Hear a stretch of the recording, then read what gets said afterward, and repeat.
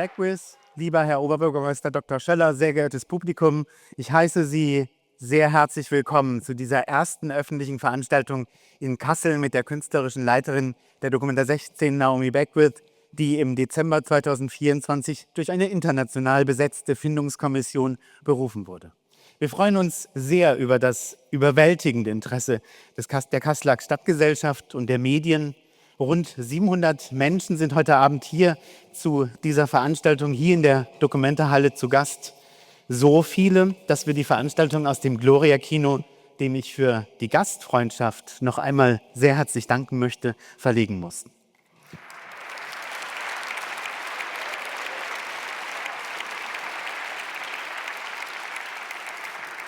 Naomi Beckwith, die künstlerische Leiterin der kommenden Documenta, die vom 12. Juni bis 19. September 2027 in Kassel stattfinden wird heute Abend erste Einblicke in ihr kuratorisches Vorgehen und in die Arbeitsweise auf dem Weg zur Documenta 16 gewähren und aus ihrer Arbeitsbiografie heraus ableiten, welche herausgehobenen Stellenwert Fragen nach Respekt, Menschenwürde und persönlicher Wertschätzung im Umgang mit KünstlerInnen und dem Publikum in ihrer Arbeit genießen.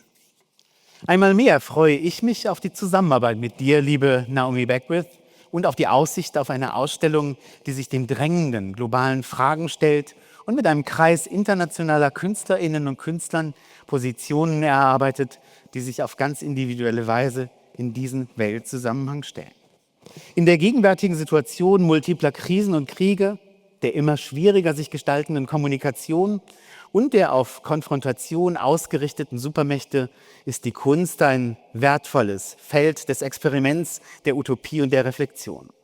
In der ästhetischen Bearbeitung der Spannung zwischen individueller Wahrnehmung und äußeren Bedingungen steckt das Potenzial für uns alle, Mut zu schöpfen, einander zu vertrauen und nicht zuletzt eine gute, inspirierende Zeit in Kassel miteinander zu verbringen.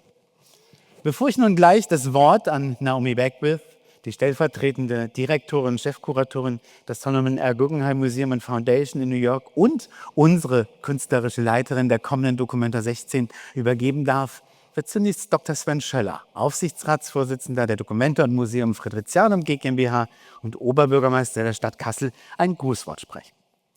Der stellvertretende Aufsichtsratsvorsitzende der Documenta und Museum Fridericianum GmbH, Staatsminister Timon Gremmels, den Sie im Programm ebenfalls angekündigt finden, bedauert heute Abend nicht hier sein zu können und lässt Sie alle herzlich grüßen.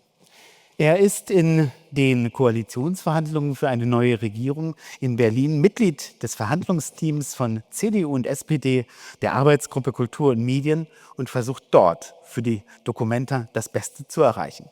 Er wird im Anschluss an das Grußwort von Herrn Dr. Schöller an seine Videobotschaft zu dieser Veranstaltung beisteuern. Nach dem daran anschließenden Vortrag von Naomi Beckwith haben Sie in einem Publikumsdialog Gelegenheit, Ihre Fragen an die künstlerische Leitung zu stellen. Und zum Abschluss des Abends möchten wir Sie zu einem Get-Together einladen und Ihnen Gelegenheit geben, Naomi Beckwith vielleicht bereits heute Abend persönlich kennenzulernen. Herzlichen Dank für Ihre Aufmerksamkeit. Ich übergebe damit gerne das Wort an Herrn Dr. Schöller. Herzlichen Dank.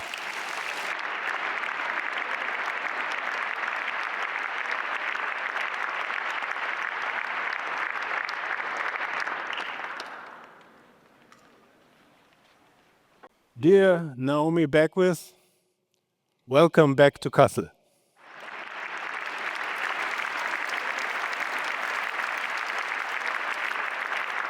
It's such a pleasure having you here again.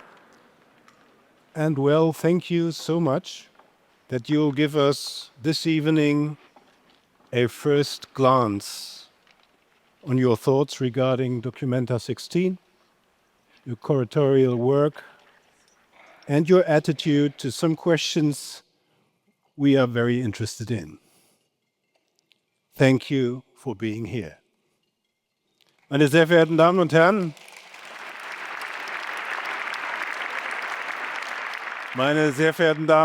auch an Sie alle, die Sie heute so zahlreich hier in der Documenta-Halle in Kassel erschienen sind, ein herzliches Willkommen.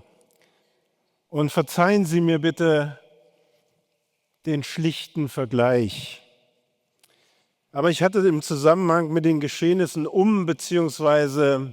nach der Documenta 15 einmal das Bild bemüht, dass die Documenta am Abgrund gestanden habe. In diesem topografischen Bild würde ich gern noch ein bisschen bleiben. Wir kommen, das kann man sagen, aus einem tiefen Tal. Ein Tiefpunkt war sicherlich der Rücktritt der ursprünglichen Findungskommission und auch durchaus destruktive und zersetzende Debatten, die geführt wurden. Aber wir haben uns aus diesem Tal herausgearbeitet, haben einige Veränderungen vorgenommen, haben die Documenta in ihrer Organisation gestärkt und wir haben, und das ist in meinen Augen das Wichtigste, viel dazugelernt. Wir sind gewappnet, wir sind aufgestellt für einen adäquaten Umgang mit Risiken und haben dabei stets die künstlerische Freiheit als das Fundament einer jeden Kunstausstellung und natürlich auch das Fundament einer jeden Documenta im Auge gehabt und gleichermaßen die Achtung menschlicher Würde als das Fundament einer jeden Freiheitsgesellschaft überhaupt stets im festen Blick gehabt. Und um im Bild dieser Bergtour zu bleiben, wir haben heute, übrigens bei bestem Wetter in Kassel, die Mittelstation erreicht, so würde ich mal sagen, und werden heute Abend bereits einen sehr vielversprechenden Ausblick genießen dürfen. Es wird heute noch nicht das kuratorische Konzept in all seinen Einzelheiten offengelegt werden. Dafür müssen noch einige Schritte gemacht werden. Aber es wird einen Ausblick geben, den uns die künstlerische Leitung erläutern wird. Und die beste Nachricht, meine Damen und Herren, die kennen wir bereits. Und ich bin sicher, dieser Eindruck wird sich am heutigen Abend nochmal manifestieren. Wir haben mit Naomi Beckwith den besten Guide, die beste Bergführerin, die wir für die Documenta bekommen. Wir haben überhaupt gar keinen Anlass, uns vorzustellen, dass es eine bessere Wahl der Findungskommission hätte geben können.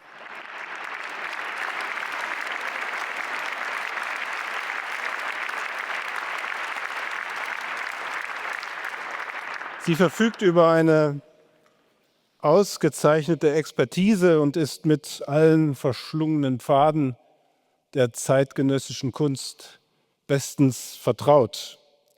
Sie ist umsichtig, sie ist erfahren und Naomi Beckwith ist darüber hinaus, wenn ich das so sagen darf, eine großartige Sympathieträgerin.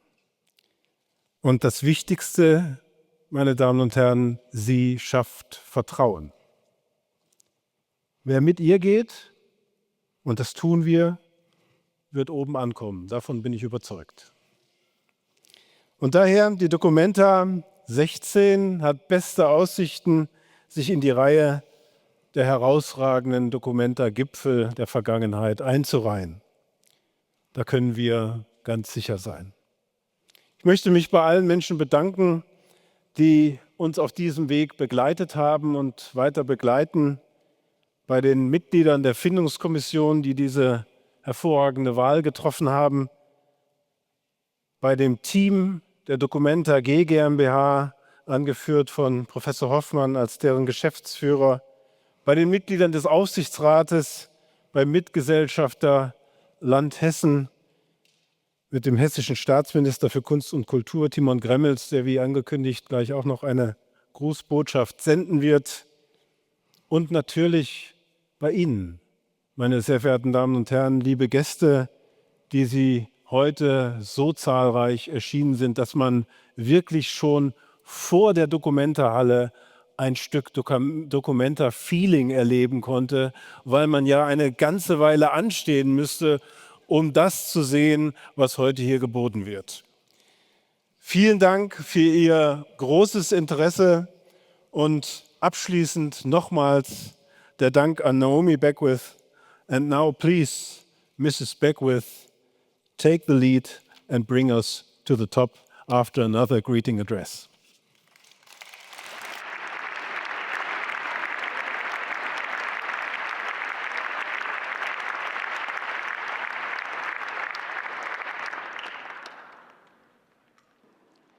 Dear Naomi Beckwith, sehr geehrter Herr Oberbürgermeister Dr. Schöller, sehr geehrter Herr Professor Dr. Hoffmann, meine sehr verehrten Damen und Herren. Heute Abend erleben wir den Anfang der Gestaltung der Documenta 16. Wir sind gespannt auf die Vision, die uns Naomi Beckwith hier präsentieren wird. Dieser Moment ist nicht nur für Kulturinteressierte in Kassel, in Hessen und in der Bundesrepublik wichtig, nein, er ist für die gesamte internationale Kunst- und Kulturszene von höchster Bedeutung. Deswegen bedauere ich sehr, heute nicht bei Ihnen in Kassel sein zu können. Ich verhandle gerade in Berlin den Kulturteil des Koalitionsvertrages auf Bundesebene mit. Ich glaube, das ist eine gute Entschuldigung, heute nicht dabei sein zu können. Da die Documenta ein Leuchtturm Hessens ist, hat mich Herr Ministerpräsident Rhein gebeten, seine herzlichen Grüße an Sie auszurichten. Die gesamte Landesregierung weiß um die immense Bedeutung der Documenta. Doch bevor wir in diese Zukunft eintauchen, bitte ich Sie, mit mir einen kurzen Blick zurückzuwerfen. Wir haben aus der Documenta 15 die richtigen Lehren gezogen.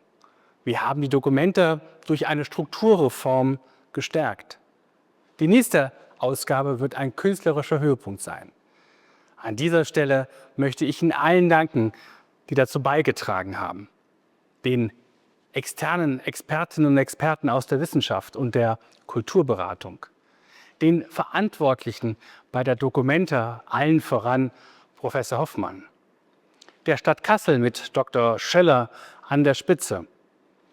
Kulturstaatsministerin Claudia Roth und der Kasseler Stadtöffentlichkeit, die sich in den Prozess aktiv eingebracht hat. Die Zusammenarbeit, vor allem zwischen den Gesellschaftern Stadt Kassel und Land Hessen, hat ein solides, ein gutes Fundament für die Zukunft der Weltkunstschau geschaffen. Wir haben einen Weg gefunden, wie wir Kunst und Diskursfreiheit mit dem notwendigen Schutz von Antisemitismus und Diskriminierung in Einklang bringen können. Die Documenta GmbH hat sich einen Code of Conduct gegeben. Mit diesem Weg erkennen wir die Verantwortung in der Kunstvermittlung an.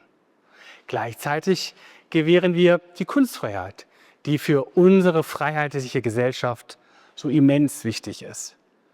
Ein weiterer bedeutender Schritt auf diesem Weg war die Berufung von Naomi Beckwith zur künstlerischen Leiterin der Documenta 16. Ich danke der Findungskommission erneut für diesen wegweisenden Personalvorschlag.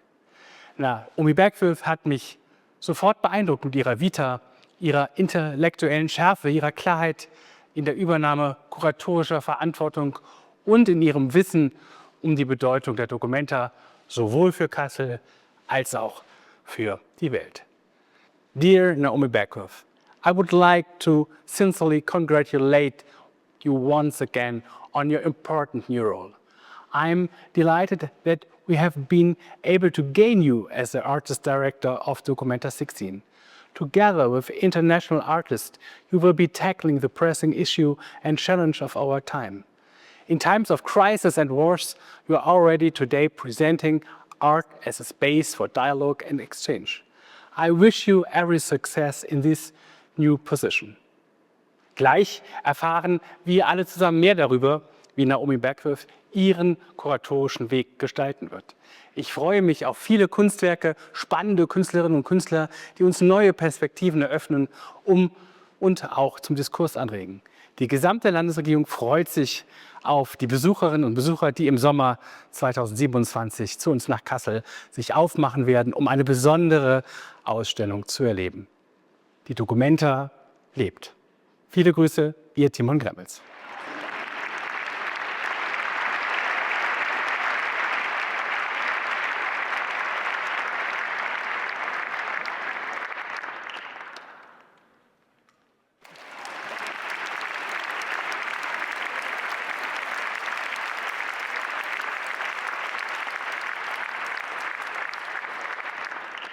Good evening to everyone who's here this evening. There are way more people than I thought would be here, but I thank you for joining me this evening.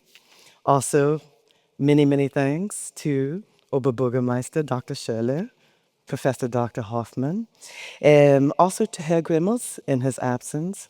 I very much appreciate your thank yous and your warm words of welcome for me here tonight. I also thank you all for the warm reception that I've received in the past few months and for this full support of this upcoming exhibition. I've had the privilege of meeting many, many Kasslers during this visit, and in December, I've met Documenta employees, past and present. I've met supporters, and I've even met strangers in cafes and restaurants. And everyone has approached me with well wishes. And from all these people, I feel a genuine and palpable love for Documenta and a concern for the future of this institution and for the promise that it holds for the stake of culture in the world. So I thank everyone for that. And now my task is to get to know the history of Documenta and, of course, to get better acquainted with Kassel. I'm enjoying my meetings and visits to the archive and getting acquainted with team members. And I look forward to taking up residency here in Kassel very soon. It is early days yet in my tenure as artistic director, and I very much look forward to my formal presentation of my concept in the coming months. And until then, I thought it would be useful for me to introduce myself and give you a sense of some of my curatorial methodologies. This is a photograph by the Los Angeles-based artist Colleen Smith. It was taken in Chicago, where she worked for some years. In fact, it was taken very near to the exact place where I was born, and in the neighborhood in which I was raised. I had no choice in the matter, but I feel very lucky that I was born in Chicago. It is in the Midwest, which is in the middle of the United States. People there are known to be polite, kind, and dependable. It is, as British art historian Tony Youde called it, the most American of American cities. It is a developed city that survived an era of deindustrialization and thrived as the world shifted to a globalized services and tech-based economy. It is a place where many people from around the world congregated, to use a word by the historian David Levering Lewis, to describe the sizable immigrant communities who have settled in the city, especially from the Middle, Southern, and Eastern Europe, from Ireland, from Eastern and Southern Asia, from Latin America, and even internally from within the United States. My own family was part of what is called the Great Migration, which was the movement of millions of Black people from the southern United States into the North in the first half of the 20th century. Levering Lewis preferred to speak of congregation rather than segregation to think about the agency of these communities in building a world around them. A sustaining cloister of language and traditions that was needed to thrive in a new land. Indeed, I could walk around Chicago's Lincoln Square neighborhood deep into the 2000s and still hear neighbors speaking to each other in German. My family was part of Chicago's large Black community, which, when I was very young, was just coming to the very end of an era of incredible creative energy. It was a time when artists believed that they were playing a part in remaking society and in reforming people's perception of themselves. Often, that came in the form of images that allowed Black people to feel beautiful and powerful in a world that denied them both beauty and agency. It was a time of advocacy for social justice and was deeply inspired by Pan-Africanism. The Pan-African movement articulated a sense of camaraderie and shared liberation goals across the Black diaspora, especially as former African and even some Caribbean colonies emerged from under European rule as independent nations. And here in this image, you see that inspiration in Stephen Nelson's work that posits Black people as sort of otherworldly vectors of electric energy. Though these works were made in Chicago, we see that the text, which means freedom in Swahili, the lingua franca of Africa. Pan-Africanism sat in solidarity with liberation movements beyond Africa and the Caribbean, toward Asia and the Middle East, Latin America, and Eastern Europe, which developed into a coalition better known as the Non-Aligned Movement in the 1950s. It was a broad utopian project that I absorbed subconsciously from a very young age, inspiring within me a global imagination. I always had the sense that I was part of a worldwide family, that my vocational responsibilities could and should be to people very far away geographically, but close in the spirit of a diasporic kinship. These were the days of my nascent global awareness from inside the diaspora, but then out into the entire world. This moment in Chicago was also a high period of collaborative creation among artists of every discipline. At this time, painters danced, dancers wrote, writers played music, musicians painted, and so forth. As you can see in this musical performance by the Art Ensemble of Chicago, a sense of theater seeps into their performances, with each member playing kind of an adopted role. There's the griot, the scientist, and the shaman, for instance. And it was often the case that the art ensemble had painted murals in the backgrounds as backdrops to their music set. So this interdisciplinary ethos created a non-hierarchical opening for audiences of all descriptions. And it proposed that art can be experienced as a corporeal and as a social experience, not just a visual one. This historical period was my initial and informal education into culture, and formally crystallized later into the exhibition, The Freedom Principle, Experiments in Art and Music, 1965 to now. And in the spirit of collaboration, which motivated many of the artists in the exhibition, I co-curated this exhibition with Dieter Roelstrater, who was part of the Documenta 14 artistic team. Together, we created an exhibition that celebrated art, music, and the material history of the mid-1960s in Chicago and its international resonances that continue to this very day.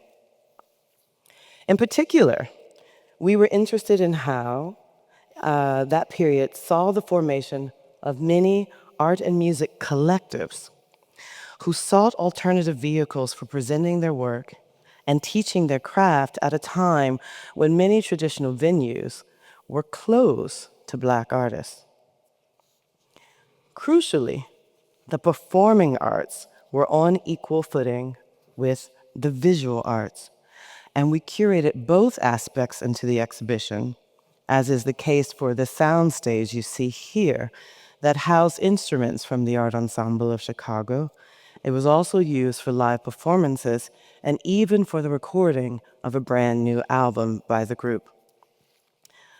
I am keenly interested in how certain forms of art and disciplines are upended by this kind of cross-disciplinary thinking, such as in the case of these graphic scores by Wadada Leah Smith.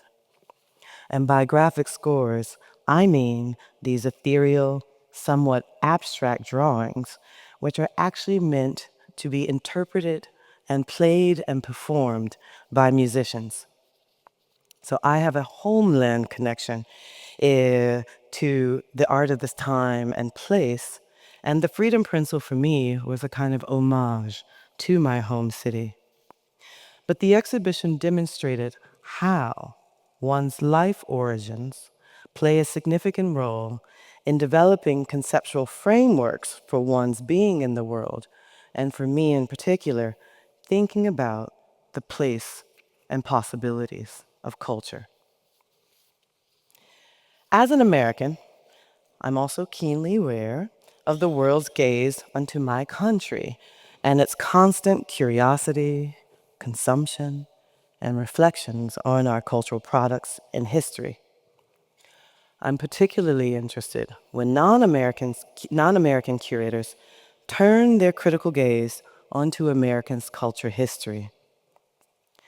As such, I was honored to join the collaborative team for an exhibition that looked obliquely to the American Civil War and its aftermath for clues into the status of contemporary democracy. Grief and Grievance at the New Museum was a project conceived by Okwi Mweza, whose epochal and consequential Documenta 11 placed Kassel within a networked conversation among multiple post-colonial geographies. For the Grief and Grievance exhibition, Nweza asked, how does a nation contend with unprocessed trauma? How do emotions and affective symbols erupt into policies and decisions and social malaise? How do segregationist practices create different cultures? And how can different cultures meet on equal footing? Haunting these questions above about the U.S. are also issues in Nweza's Documenta project foregrounded as well. This project revolved around the state of cultural interactions between the so-called North and South, and the asymmetric integration projects across the North. These questions remain urgent in an age of massive migration. And I remain interested in the ever-shifting status of the migrating subject. How does the immigrant torque oneself to fit into one's adopted home? How does it feel to have a sense of oneself exploded? To be perpetually lost, or to have a sense of being unmoored from the earth? Nweza smartly posed questions of affect and emotion alongside those of geopolitical and cultural import. Co-curating the New Museum exhibition was part of my own grieving process after Nweza passed away in 2019. In fact, I have a hard time saying it without wanting to cry. Okwi is clearly a model for me, not only in terms of creating exhibitions from an informed historical perspective, but also in framing every curatorial project as a process of co-learning with artists. But in fact, Okwi's death was part of a twin tragedy, as his and B.C. Silva's death occurred within weeks of each other. Silva was the founder and director of the Center for Contemporary Art in Lagos, Nigeria, and ASICO, an innovative itinerant art school conducted across the African continent. Silva was committed to creating structures for bringing cultural workers together, building lines of communication, enabling movement, and forming gathering sites where none existed before. And herein lies a parallel mission with one of the wonderful and ongoing necessities of Documenta, forming bonds that are needed, and maybe even forming bonds that we weren't aware that we needed.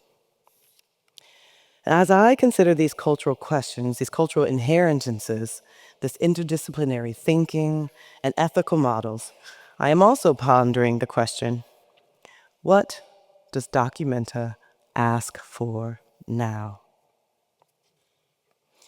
As we close out the first quarter of the 21st century, perhaps we can describe our state of global affairs, both in wealthy and under-resourced parts of the world, as being in a steady state of shattered expectations.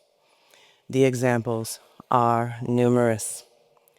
After decades of international cooperation, cross-border organization, and economic integration, we humans now face regional wars and the threat of broader conflicts, rampant displacement and forced migrations, excessive resource extraction, ecological disasters, unfettered technological encroachments into our private lives, ascendant autocracies, economic precarity, retrogression for minority rights, and basically a wholesale and broad disregard for human and environmental rights. Closer to Documenta's specific concerns and those of the international culture sphere in general, there is a widening chasm between national political projects from Boston to Bratislava and the urgencies within communities of cultural producers. But for many artists around the world, these conditions are not at all unusual. Their experience can be instructive.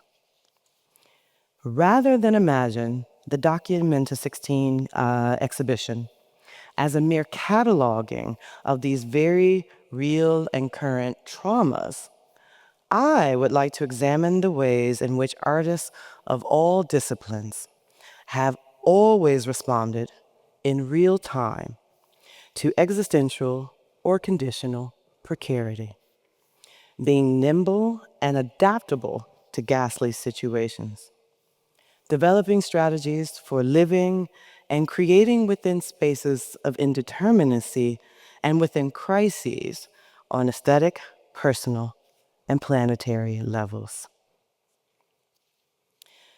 Documenta was born of utopian thinking.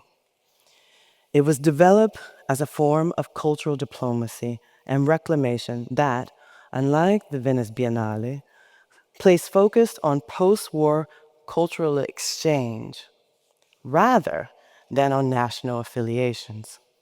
It was, and remains, cosmopolitan, against essentialization, and pro-peace. Though CASO and its art community had no direct hand in catalyzing World War II, Documenta was willing to face head-on the responsibility of updating Germany's position and reputation in a new world order. That world order, which established the US as the first economic and military superpower, set up the terms for the Cold War, and rebuilt Western Europe under the auspices of a common market and common project of peace, is now already receding in our collective vision.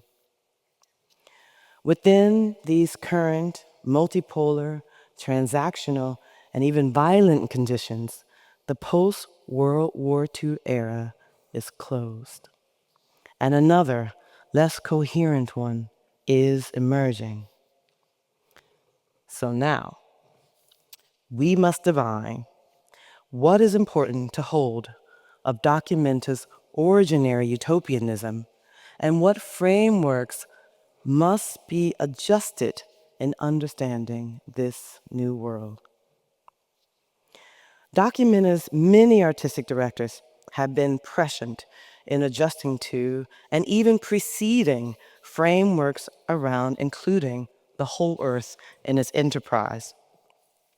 In the last 70 years, the exhibitions have steadily marked the shifts of understanding of artists international, which was Bode's model, to global, which was Catherine David's model that initiated the sort of post-colonial term and these sort of south-south connections, toward the planetary, which was Ruan Grupel's model of decentralized collectivity.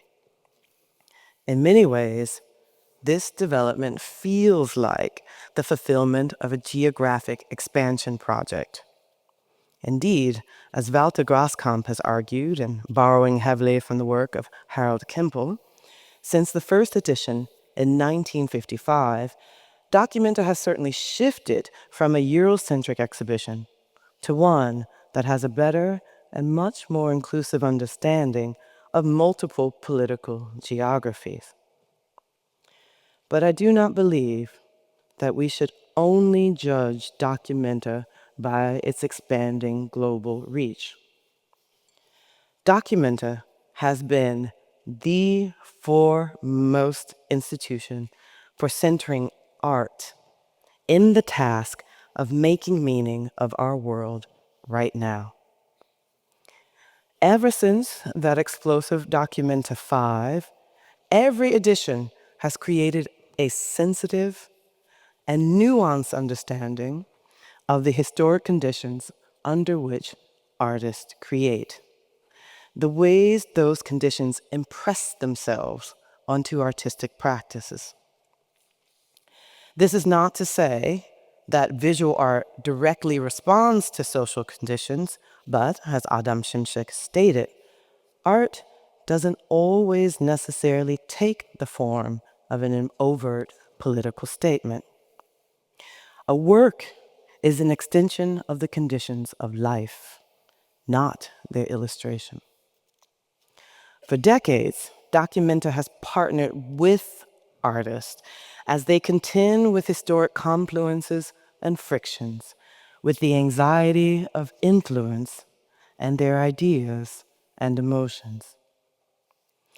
In this now incoherent but palpable new world, I will be looking to artists, not so much for their individual politics, but for what they adapt as modes of thinking now.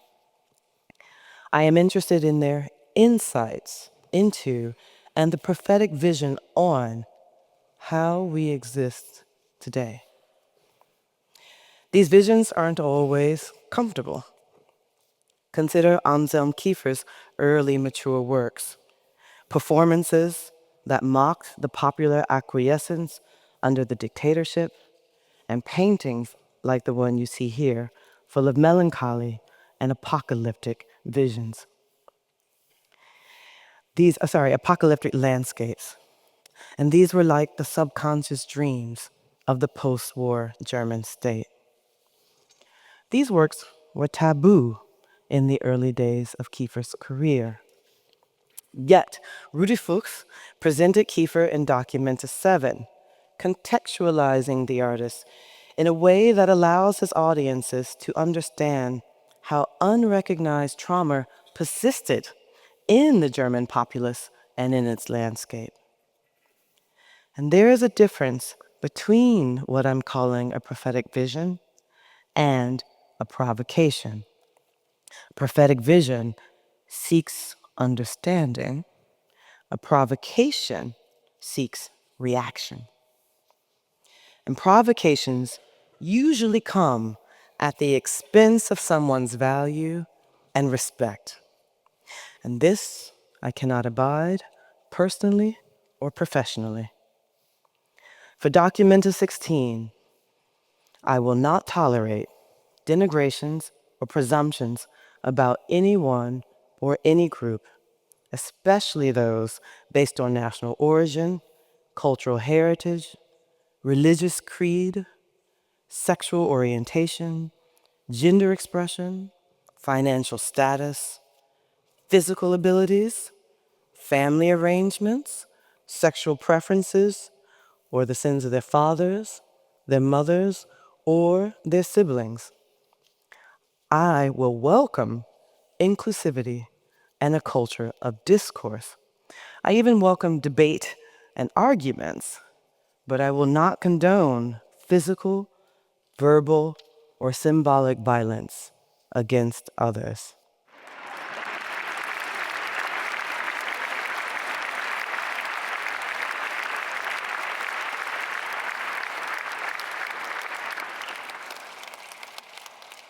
Listen, there's already enough violence in the world, and we do not need it here. My zero tolerance stance will be an understanding with every artist agreeing to participate in Documenta 17. We will all share the responsibility of creating this exhibition in the spirit of mutual respect and in the embrace of mutual protection. Yet, I want to clearly acknowledge that that artists are citizens with rights of expression that operate alongside their artistic output. And my curatorial role is also to make space for that. As you've heard, I also work at the Guggenheim Museum in New York, which is, as a beautiful and photogenic building, is often the site of public protests and artist expressions of dissent. And given the frequency of these events, we had to make a position in regards to the temporary hacking, if you will, of our iconic museum building. We had to think about the safety of the art and audiences, of course, but we also had to think about the physical and psychological safety of my colleagues, especially those who face the public every day. While discussing this on a case-by-case basis for years, we were able, in the last year, to work with our staff and our board of trustees to create what we call our first principles. These principles allow for a balance between the freedom of expression while removing the threat of verbal and physical violence. It is a set of principles that we apply to our exhibitions and even to protesters who come into the building. And by having these principles in place and understood by the entire institution, we have the flexibility to negotiate situations, not simply react to them. I'm immensely proud of the Guggenheim for co-developing these principles, which also align with my personal ethics. I operate under what the artist Arthur Jafa calls a principle of discrepancy, which he describes as the ability to distinguish between structures of power and people, between movements and individual actors, between verbiage, which is what is said, and meaning, which is what is meant to be conveyed. This is the discussion that I will bring to Documenta 16.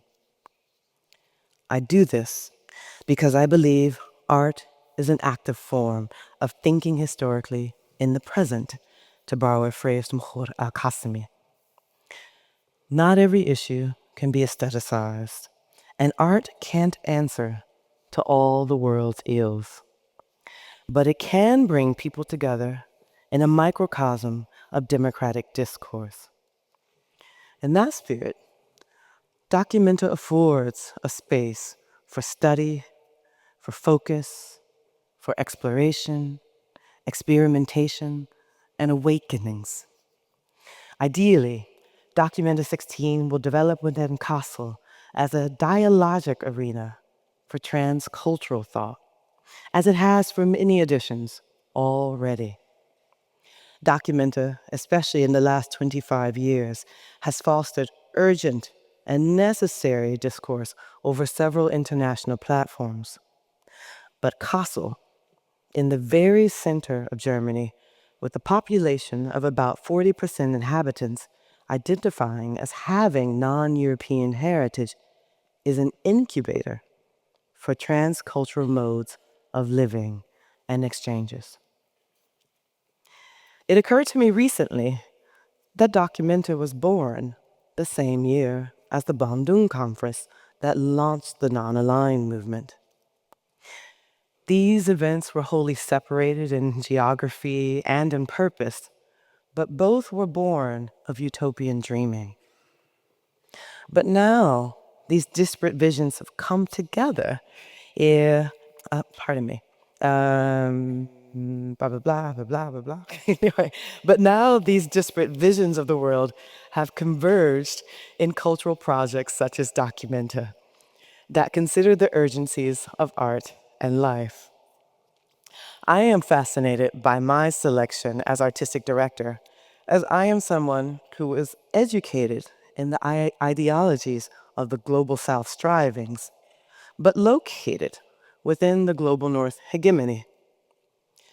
I have inherited both utopian visions, living in their simultaneity, and invested in examining their residue and discards for pieces of those visions that may be worth saving. Plenty of projects in the world have done amazing work in investigating the relationship of the North to the South, however these geographies may be defined. And I'm less interested in defining that encounter and more in the cultural practices that happen from these encounters, the disordered forms, the disrupted logics, a sense of nonlinearity, and flattened hierarchies. I do not fear an order that I cannot understand.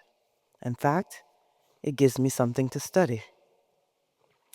According to Kojo Eshun, one of the founders of the Odalith Group, which participated in Documenta 13, one must be wary of what he calls chronopolitical instruments designed to envision, manage, and deliver futures, end quote. How can we, cultural workers, and our audiences imagine a future from the here and now? From the here and now that is not prepackaged, but respectfully considers all the entanglements of the past and our many present conditions. Quote, "To know the unpredictable is to shape oneself to the present," says Edouard Glissant. The present time that one is living in a different way, no longer empirical, no longer systematic, but poetic. When we give ourselves over to the poetic together, we create new potential histories in this present, and we deliver our own futures. Hopefully, these futures will be better histories than the ones that we've inherited. Thank you.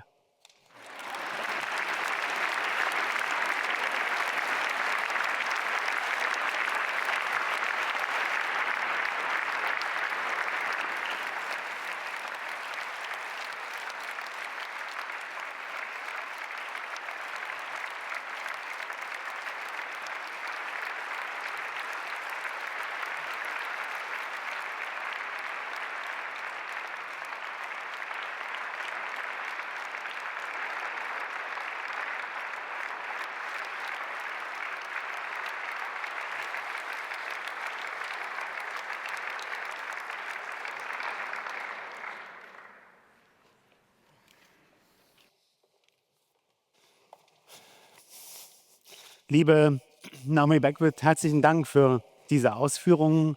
Sie haben nun die Möglichkeit, Ihre Fragen an die künstlerische Leitung der Documenta 16 zu stellen. Ich möchte Sie bitten, wenn Sie das tun, dazu die beiden Saalmikrofone zu verwenden und nennen Sie doch bitte zu Beginn Ihrer Frage Ihren Namen und, wenn Sie journalistisch tätig sind, auch das Medium, für das Sie arbeiten. Herzlichen Dank. Der Publikumsdialog ist eröffnet. Bitte schön. This is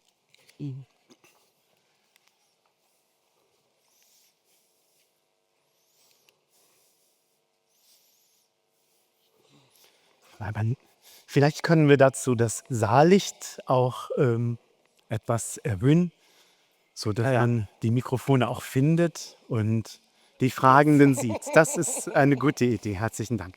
Maria Inés Plaza Lasso. I'm the editor and publisher of Arts of the Working Class, a multilingual street newspaper in Germany. I have two questions, but one is about the human dignity versus institutional compliance, and the second, the politics of prevention and the shift to an apolitical elite. sorry, can you say that one more time? The politics of preventions and the shift to an apolitical elite. Okay. I couldn't agree more with everything that you say today, so I'm very grateful for this first presentation that you're doing here in Germany. You have emphasized respect for affect and emotion for human dignity as a guiding principle of Documenta 16.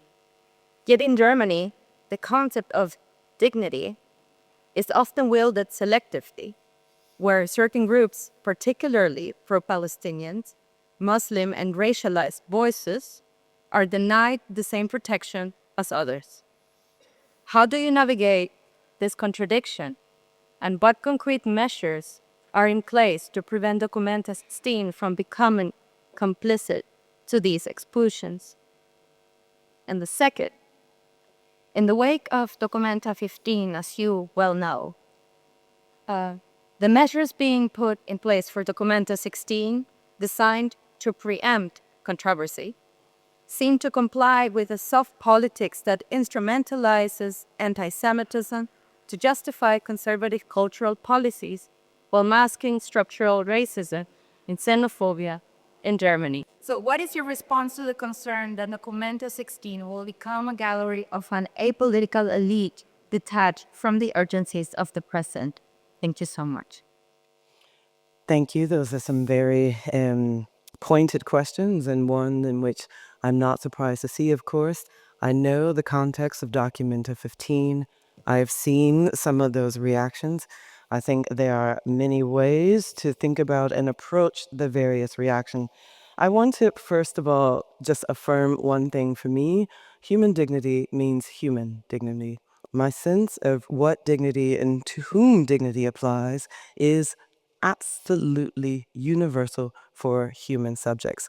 I know that universalism for some people is a kind of problematic term, but for me, I do believe that there are ways in which we must allow genuine and equal respect for everyone without exception. So I want to sort of underscore that preface again. I also understand that there are ways in which these terms, dignity, these terms around certain groups, take different meaning in different people's mouths. Those mouths are often in the context of political discourse, in the context of a certain kind of activism. I want to stress that inside of the vein of Documenta, we are talking about the ability to allow for discourse. And discourse means, of course, the ability to argue about these terms, but to not weaponize them. That we do not use the terms against each other, but we seek a real understanding around not only what this may mean for one group, but what it means for another. And if anything, be prepared to adjust our expectations to those new meanings and new understandings. In terms of the idea that this might be a kind of rise of an apolitical elite, I maybe think you might be sort of referring to artists. Are you thinking about artists or art professionals, cultural workers, or? The consumers. This is interesting. Okay, sorry, I was not interpreting that way. This idea that maybe the people who sort of come to Documenta as audiences then receive what feels like anodyne messages around culture in the moment now. Look, I cannot predict yet what is going to happen in terms of the artist list or artworks. I also understand that artists have strong feelings. I am not afraid of those strong feelings and presentations. My job and the job of my artistic team is, again, to frame and contextualize this for an audience who then needs to decide whether or not they receive them. So I don't think one has to fear that this will be a wholly kind of aestheticized documenta. Now, this is one, and in the spirit of his predecessors, always has been an exhibition that is contending with exactly the difficulties of the world. Now, there's no way to escape some of those difficult topics. Again, the approach is going to be the most important consideration.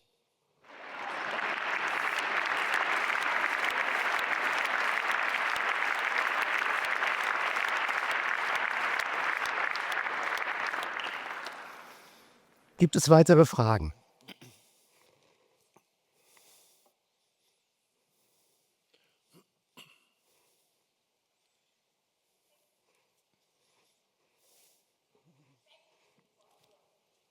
Sehr gerne.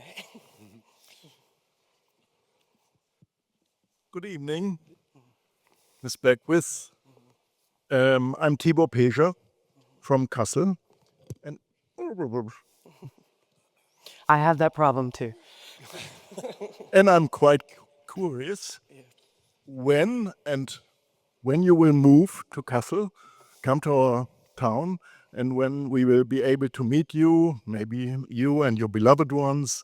When and where will you come, and where can we meet you? Okay.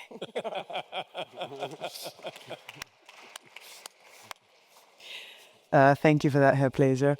I will be moving to Kassel this summer, so I very much look forward to taking up residence here. I am looking for a flat if anyone has a good lead. But most importantly, I'm really interested in getting to know the people. I'm a big fan of parties and dancing, so if anyone also would love to throw a nice sort of hoopla and teach me how to do some local dances, I'm game. And so call me at any time. I am very, very serious when I said that I cannot go now into public without someone shaking my hand and really thanking me for being here, for welcoming me to Kassel. I mean, going back to, again, those very critical first questions, I had actually worried that maybe the environment around Documenta had become hostile and that there would be a real fear, even here in Kassel, around the reception of future Documenta editions. But I have seen literally nothing but warmth and full throttled support from everyone here. It is very, very clear that this city cares for Documenta, not just for each individual.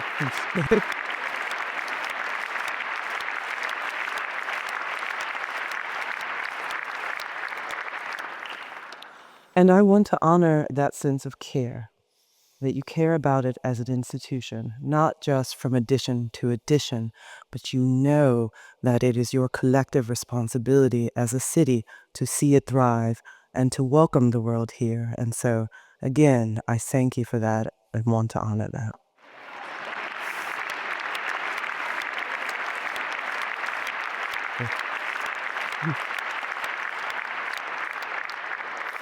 Gibt es weitere Fragen? Ja, bitte dort. Danke, Andreas. Yeah, welcome to Kassel, Mrs. Beckwith. I'm David Sabel. I'm head of the Cultural Advisory Board of the city in Kassel and also representing the Initiative for Black People in Germany here. They're really, really excited to meet you, to get to know you, to have an exchange about what it means to be Afro-German in comparisons to the Afro-American point of view. One question, you talked about utopias, you talked about the present. I'm studying Afrofuturism for many, many years now. Is the Afrofuturistic cultural movement playing a role in the upcoming documenta? Works like contemporary artists like N.K. Jemisin, authors like Anini Okorafor, or my dearest role model, Octavia Butler. Will their worlds be regain or reborn in this edition of Documenta? Is there any chance to hope for that? Thank you very much. You're welcome. Hello, Hezabel. First of all, I very much look forward to meeting this population of Black Germans, especially Afro-Germans, having a conversation, because though I started my conversation and my talk around the sense of shared connections to a kind of Black diasporic community, one of the things that I've learned, of course, as I've gotten older and really moved past some of that early utopian thinking, is to also honor each other's difference. And that a sense of difference can be actually a site of coming together, right? That we don't need a vision of the world where we are all the same, but one where we can actually foreground our differences, and those differences become the place of curiosity and conversation for each other. So I take that attitude with me, both in meeting particular communities, but again, connecting with the broader community here in Kassel. As for the question of what will be committed, if Afrofuturism will be a part of Documenta 16, first of all, I will say I won't take the bait about what's going to be in it specifically, but thank you for asking. But I will say, first of all, it's probably important to define Afrofuturism. It's a long-standing cultural movement, one that had sort of thoughts in early science fiction writings in the early 20th century, but really came to the fore in American culture in the 60s and 70s with the rise of characters like Sun Ra. He was a musician, spent a lot of time in Chicago, and Sun Ra, whose name clearly wasn't Sun Ra when he was born, basically created an entire mythos around himself as being from Saturn. He came from Saturn. He came from Saturn to the earth to bring a new kind of musical form, artistic form, theatricality to the world, and the message of Black beings and Black people as a kind of demigod, if not God. And Sun Ra was joined with others who also began to expand these narratives around Afrofuturism. There's a whole myth that there is a society at the bottom of the Atlantic Ocean called Drexia. And Drexia is inhabited by the people and their descendants who jumped from slave ships and survived at the bottom of the ocean. So this kind of mythological thinking, this mythological thinking of sort of recreating a vision of Black people who, as I explained before in the talk, had often been disenfranchised, they had now been recreated as magical, as gods, as people holding a very special knowledge. So that is overall a kind of overview of Afrofuturism. What I take from that movement the most is not only its imaginative thinking, which is very important to me, it is true, but also the sense that one can play with perceptions of time. One can play with perceptions of physics, the laws of gravity, and that you need that kind of imagination, in fact, to create these new futures that I hope we can. So thanks for introducing that concept. Gibt es weitere Fragen?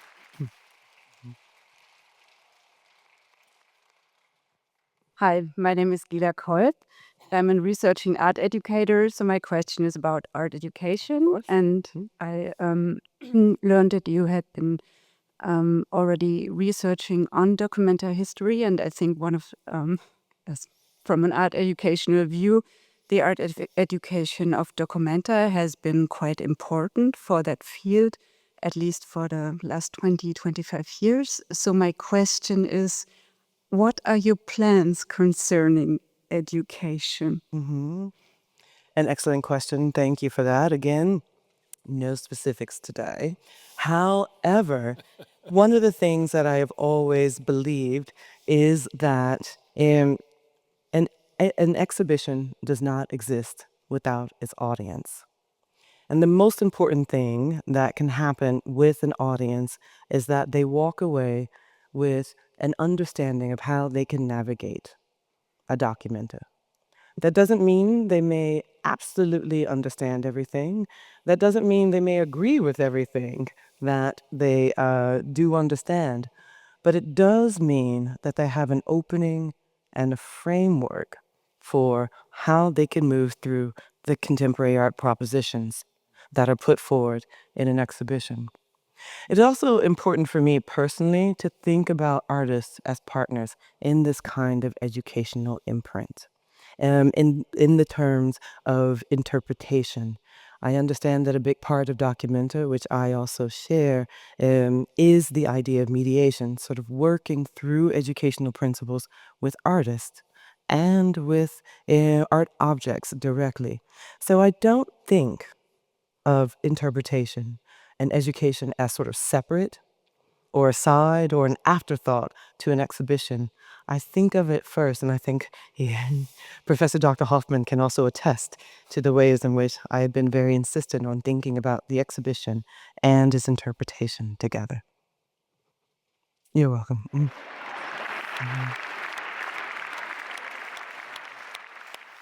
Wir haben noch eine Frage hier links. Hello, my name is Ulrich Etscheid. I'm a musicologist and also very interested in art and collecting art.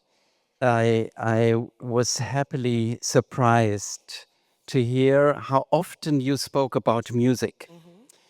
Just recently you spoke about Sun Ra, but also before you mentioned the art ensemble of Chicago. As far as I can see, music has always played a certain role in the Documenta exhibitions, in some more, in others less. Can we hope, if I may say, that music will be get a real focus in your Documenta? And if so, what are your ideas and which role will music play in an art exhibition?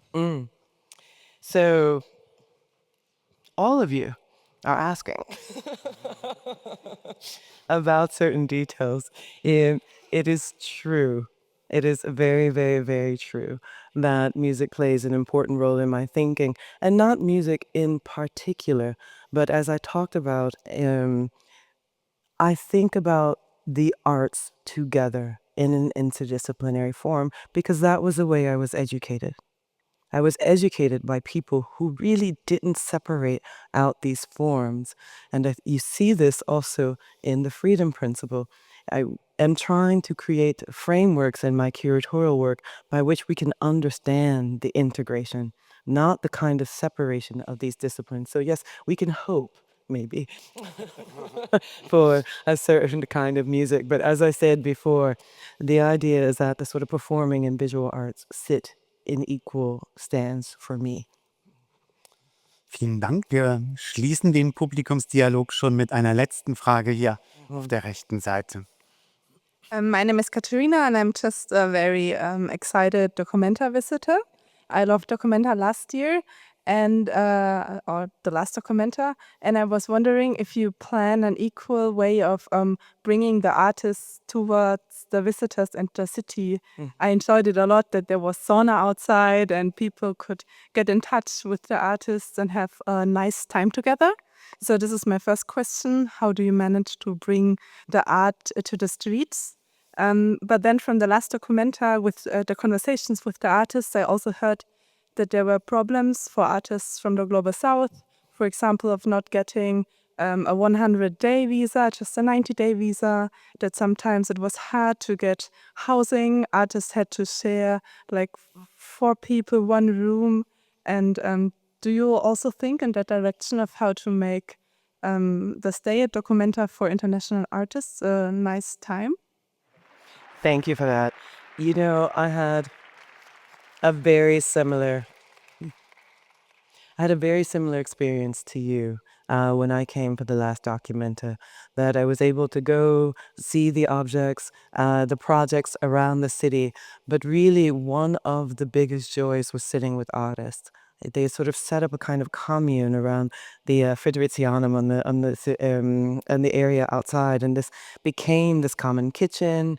But this also became an area for discourse, for conversations, even really for arguments. But it was amazing, that kind of spirit of camaraderie that was part of the exhibition.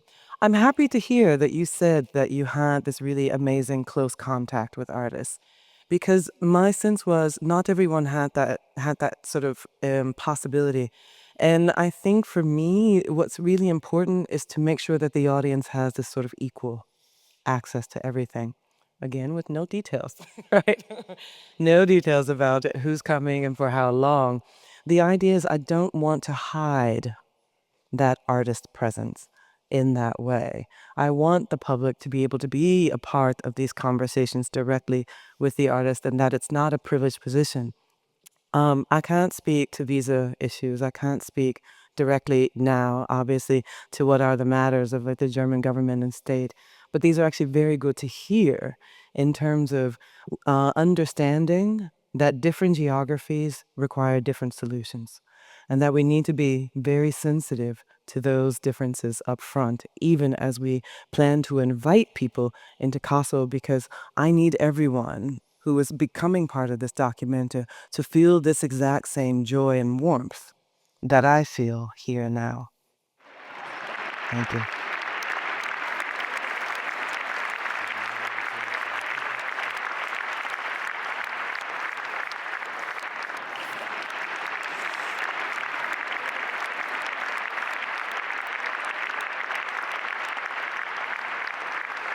Sehr geehrte Damen und Herren, vielen Dank für Ihre Fragen. Wir freuen uns darauf, den Austausch mit Ihnen zur Documenta 16 weiter fortzuführen.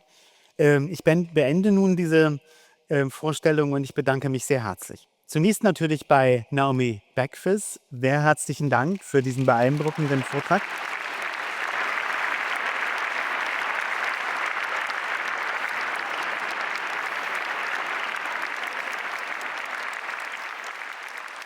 Ja, der große Applaus zeigt, wie sehr wir uns auf deine Documenta 16 freuen, und die Freude ist ganz auf meiner Seite. Ich bedanke mich aber auch bei Ihnen, lieber Herr Dr. Schöller, und ich bedanke mich auch bei Timon Gremmels für die Grußworte. Vor allem aber bedanke ich mich bei Ihnen allen für Ihr großes Interesse an dieser Veranstaltung und für Ihr Kommen.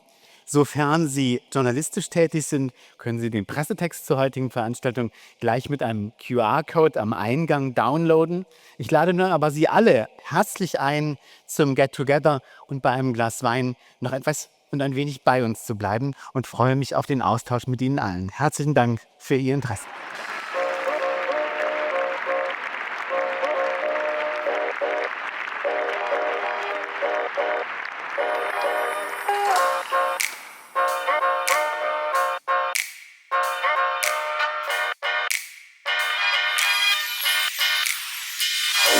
Yeah.